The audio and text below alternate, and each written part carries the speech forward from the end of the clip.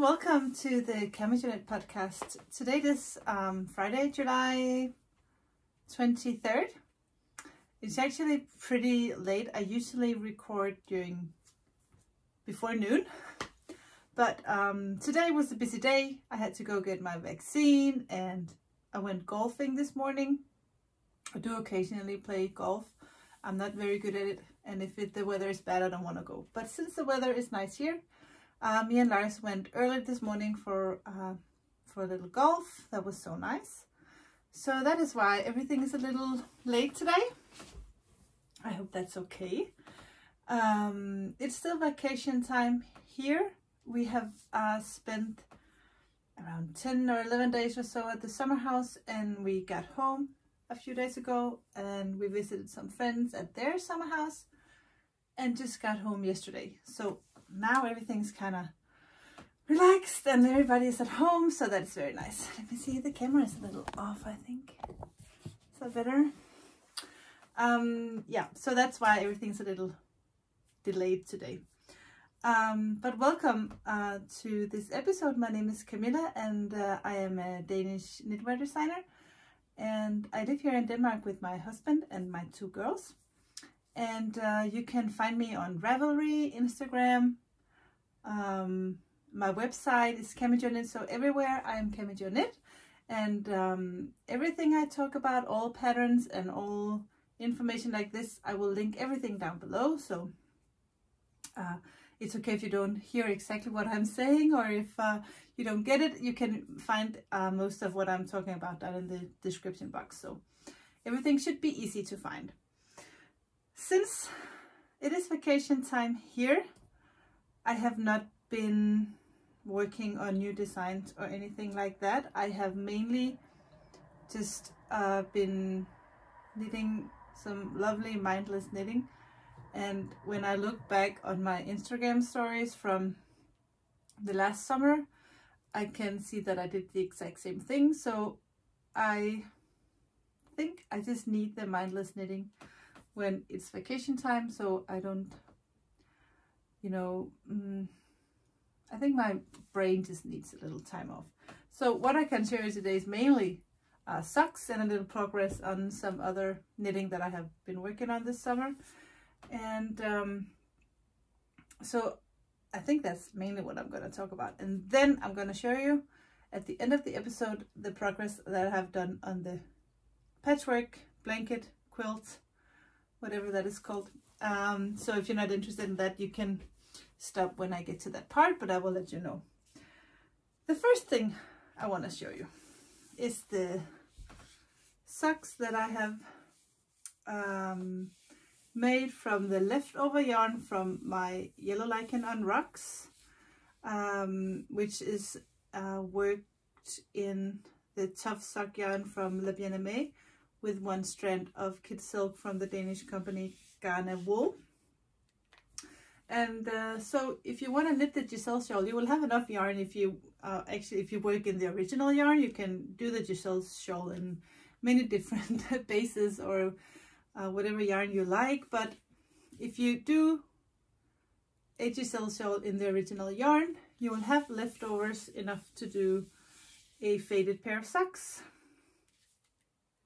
And I just love how they fade from the yellow. This is the Yellow Brick Road, and this is Grello, and this is Quail. So you can see the fade is actually yeah, I think actually Amy from Le Bien-Aimé made these three skeins as a fade. So it's on purpose that the three colors fade so well together. I did these toe up, and I did two at a time because I wanted to make sure that I had enough yarn so the socks would be identical. So I don't really prefer knitting toe up or toe down. I really don't care, but I do not love working two at a time. I just think it's, I don't know, the yarn tangles a little bit, and I think it's slower. So I really do prefer to knit one at a time, but since I wanted them to be exactly the same and I wanted to make sure I had enough yarn for every part of the section. For the socks, I did 2 at a time. Actually, I didn't do the cuffs 2 at a time because I couldn't find the inside of the last cake of yarn, but it really didn't matter because I knew I had plenty of that colorway. So once I got to that point, I could just knit 1 at a time. So this is just a simple vanilla sock. I think I have 60 stitches on a 2.5mm needle. I would either do 60 stitches on a, it's just the car, Laz is coming home. I will either do 60 stitches on a 2.5 or I will do 64 on a 2.25. And I don't even really know what I prefer. I don't think I really care. This is, yeah, as I said, 60 stitches. And they fit me and they fit Nomi. And yeah, I haven't washed them yet. I just put them on the sock blocker because I think they look better that way. It's kind of hard to show socks like this. They don't look that cute. I have another pair. I'll just put those on sock blockers. Hold on. And this is the other pair that I finished during our week at their summer house. And this is self-strapping yarn from a lonely sock lady. I always have to think so I don't say the crazy sock lady, but the crazy sock lady doesn't make yarn yet. So these are from the Danish hand dyer Lone, called the Lonely Sock Lady. And I think these are pretty cute too. This is a the self-strapping skein is only 50 grams. And then the mini is 20 grams. So I made a pair out of 50 grams of self-strapping and 20 grams mini. So they're kind of shorties. But they're fine. I kind of like them that way actually. So I finished those at the summer house, and then I have one more that I'm working on. I finished one. I'll just put that on the sock blocker. This one is the fifth sock that I finished actually. Yeah, as you can see, it hasn't been washed or blocked, so that's why you can still see it's the opposite of a gap. It's kind of tighter stitches here where I have the circular magic loop. And this is yarn from Fovelbo, and it is a colorway that she doesn't have. She calls it fluke pot, I think, which means it's a one of a kind. But I really like this color, like a lavender, maybe more of a lilac with like rusty speckles, that I think is so cute. And I'm still working on the other one. And today when I was standing in line to get vaccinated, the line was at the harbor. So the vaccination place was at the harbor and the line was outside. And luckily it was sunshine and warm because we were standing in line outside, very close to the water, or just by the water. So I was knitting while standing in line. That was fine. So I have one finished sock and just finished the cuff on the other one. So that's a progress. I'm actually making the cuff on these ones a little longer. So usually I will do around 60 stitches or 60 rounds, but this time I did 70. This kind of wanted them to be a little longer. Also, this is 64 stitches, and I cast it on with a 2.5 just to have this ribbing a little bit looser, but I forgot to do that on the second one, so this one might be a little tighter. So the rest of the sock is on a 2.25 and only the cuff is on a 2.5, but here not the cuff, the ribbing is on a 2.25, so that will be tighter. But yeah, actually you can tell. See, so if I put you can actually see it's a little bit wider. I think I'll be fine. I don't want to rip 20 rounds of ribbing. That might be a little lazy. So yeah, so as you can see, I've been knitting a lot of socks, but that's not the only thing I've been knitting on. I have also been working on my Giselle shawl, and this takes some time. This knitting back and forth, back and forth, back and forth, back and forth. But it is gorgeous mindless knitting. And I have actually enjoyed every row. And in the pattern, it says that you increase until you have 315 stitches. But because I have done this shawl not in fino as it is in the pattern, but I have used the La Bien-Aimée merino single yellow brick road. I'm just crazy in love with this colorway, and it only has, I think, 366 meters in 100 gram skein. And the fino, hold on,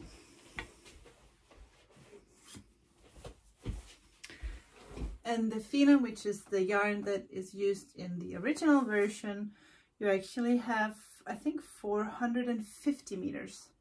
So it's almost 100 meters more in this skein. And that means that with two skeins of single ply merino yarn, hand dyed, that could be either La Bien-Aimée or Madeline Tosh or whatever, usually they are only 366 meters, you will have enough for this shawl if you stop your increases when you have 305 stitches, which means that you will have one pattern repeat less than in the original version. And that is no problem at all. So I have finished with the garter stitch part of this shawl and just started the lace part. And this part, I love to knit this part because it is so much fun. Yes, you have to be awake, and yes, you have to be able to concentrate. But I must say that after 1 or 2 pattern repeats, you can memorize this pattern easily. And it is the same 4 rows that you switch between all the time. So there's only 4 rows you have to remember. And once you get the hang of it, you can kind of see where you are in the pattern. So I will, just by looking at this, I know, okay, so these 3 stitches go together, and I'll have a yarn over here and a yarn over here. So it's so easy to memorize, and also very easy just to, once you get to know the pattern and how it looks, I can just by looking at it say, okay, so I need to do that now. So it's really not that hard. I think it's actually the perfect lace pattern for a beginner lace knitter. And as you can see, I have just started this, and maybe it's hard to see the color, but this is Sansa from La Bien-Aimée in also a kid silk, or not a kid silk, a silk mohair. So this is not mindless knitting anymore, but it's mindless enough for me to, I can actually watch TV while I do this. Or actually I can't watch TV, but I can listen to the TV and look up occasionally. So I don't have to look at the pattern anymore. I'll do that for the first, once I start a new row, I'll look at the pattern and go, oh yeah, okay, that's the one. And then I'll knit. So it's really, once you get the hang of it, it's not that hard. So this is my fun knitting. And so when I sit down to knit, I'm just so excited I can knit on this. And the good thing is that because we got vaccinated today, my second vaccine today, I have just kind of not made any plans for tomorrow, just in case we felt bad or just tired or headaches or whatever. So tomorrow I'm just gonna watch the Olympics on TV. Denmark's, you know, Denmark is a huge handball nation. We just love handball. So tomorrow we're going to play against Japan. So I'm so excited to see the handball game tomorrow night and do some knitting. So tomorrow is just gonna relax and knit and maybe feel a little sick. I don't know. I felt pretty good after the first vaccine. I didn't have any side effects or headaches or anything, so I'm certain that I will feel good tomorrow, but just in case, you know, I have no plans. And that feels good actually. That was all the knitting projects. I got some yarn because there's a hand dyer here in Denmark called Bettina. She is a hand dyer. Her company is called A Knitter's World. I have worked in her yarn before once. She had some very lovely silky yak. No, not silky yak, was it? Yeah, actually I think it was silk and yak. That I made a baby bubble cardigan for a friend when she had her first baby. And Bettina at Knitter's World has also started to do, I think that's recently, I don't think she has done this the whole time, but I'm not sure. But she has started to do some pretty amazing speckled yarn as well. And she posted this exact yarn on her Instagram the other day. It is 60% superwash merino, 20% alpaca, and 20% nylon. So it's a gorgeous sock yarn with a little alpaca. And I saw this yarn on her Instagram and I wrote her immediately. I said, I need this. Could you please send me some of that yarn? So Bettina sent me this. Thank you so much, Bettina, for sending me this yarn. And I will be trying this out. But what should I knit? Help me out. I really want to try them for socks because this is a sock yarn. So I could do a pair of socks with one skein and then maybe do something baby or something with the other skein. Also, I really want to do some more baby patterns.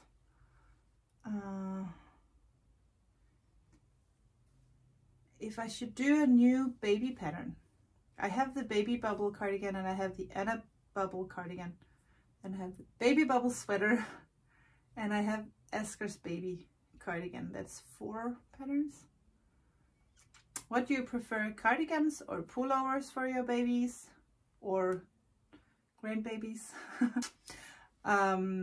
Or do you have any anything missing out there? Any patterns you I wish someone would make a pattern for this or that? Let me know and I'll check up on that. Oh, and maybe I should just remember to say that this colorway is called Life in the Desert. And there's just something about this.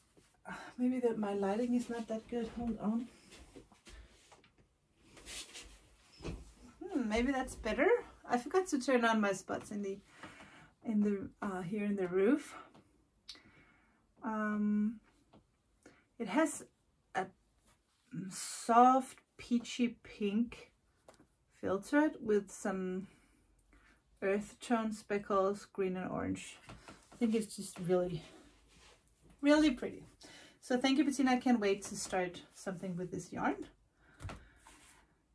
What else? I think that's about it actually.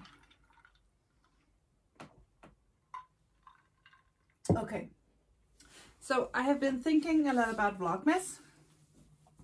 If any of you followed me during Vlogmas last year, you will remember that I did like a knit along during the first 16 days of Vlogmas. I would knit with the minis that I opened every day. So I had a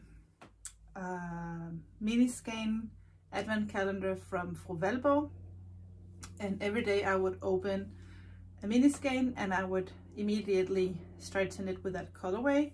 And I did a pair of mittens and I named them the Kalmas mittens.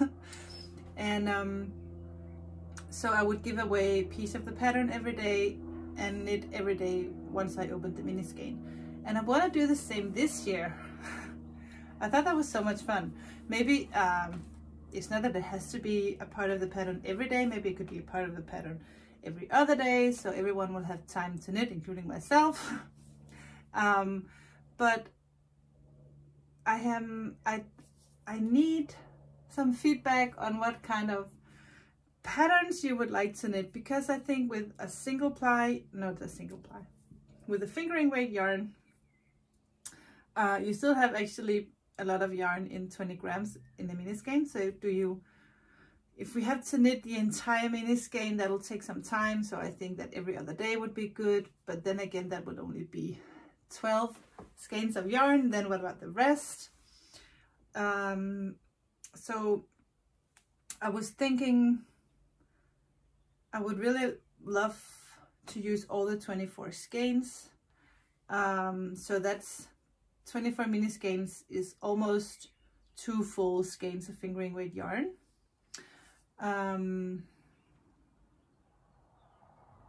That's more actually, because 5 mini skeins is 1 full skein, right? So it's actually the same as 4 full skeins of yarn. So we will have enough yarn to do like a scarf or maybe a shawl, or I was thinking about doing a, is that called a collar or a wrap, or maybe a big, is it called a collar?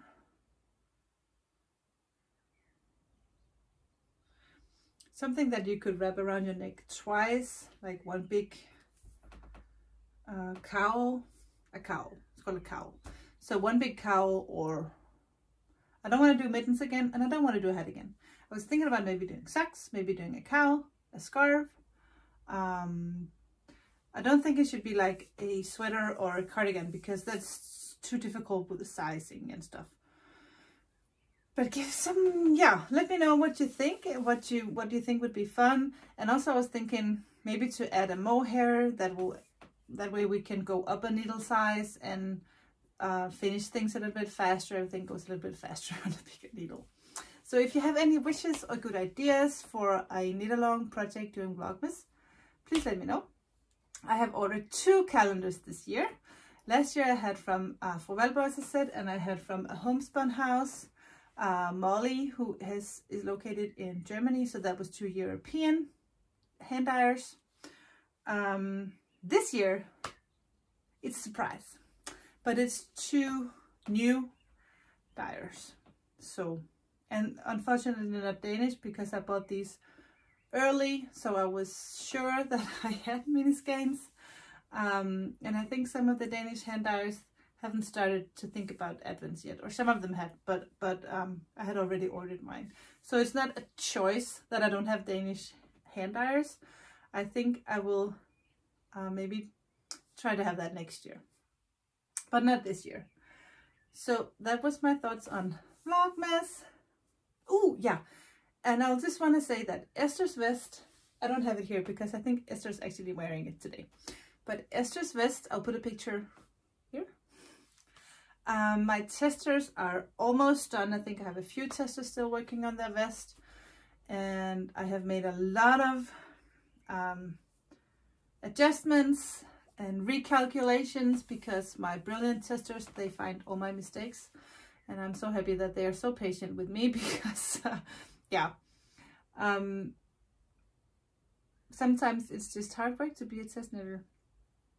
But the pattern will be ready very soon.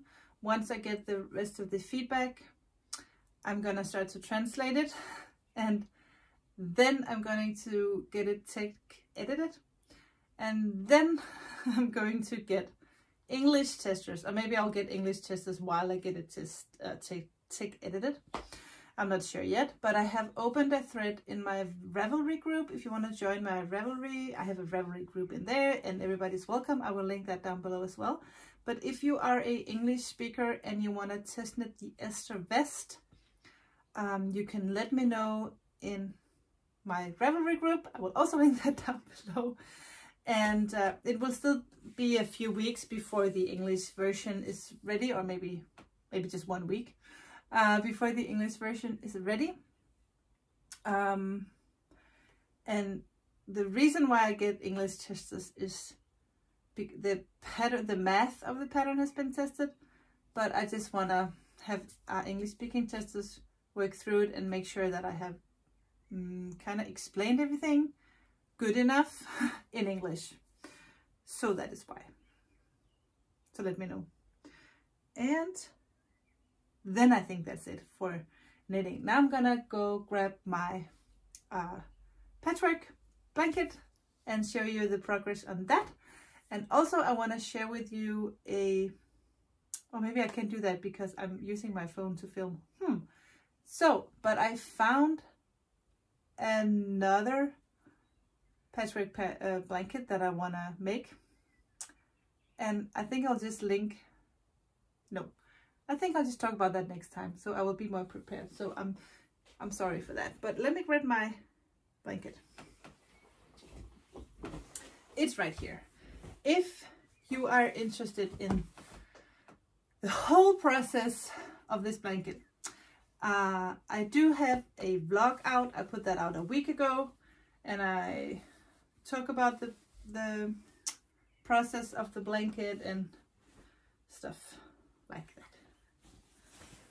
And it's actually hard to show when I'm sitting like this, but the blanket is 8 squares wide. 1, 2, 3, 4, 5, 6, 7, 8. And I can't show you like this. This is hard. And I have sewn together the first 6 rows. And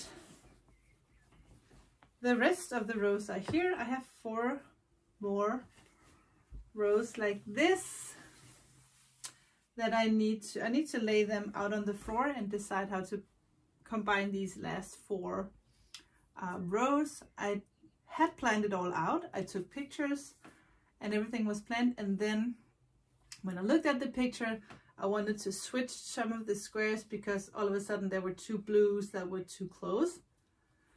And when I switched those, a new problem occurred because then I had 2 of the same fabric at the same time, so I had to switch again, and then I messed up my whole plan. And it's okay, I just need to lay out those 4 rows and see how I can place those so it looks the best.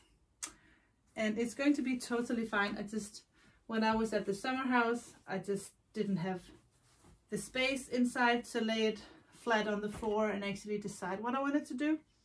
So I just brought all these home, and I think tomorrow I will take a look and decide how I'm gonna sew them together and then put them on the front of the blanket.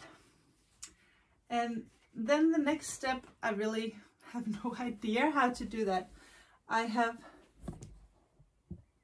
up there, I have the inside of the blanket, and in this box that my tripod is actually standing on right now, I have the back, and the back of the blanket is going to be this fabric right here.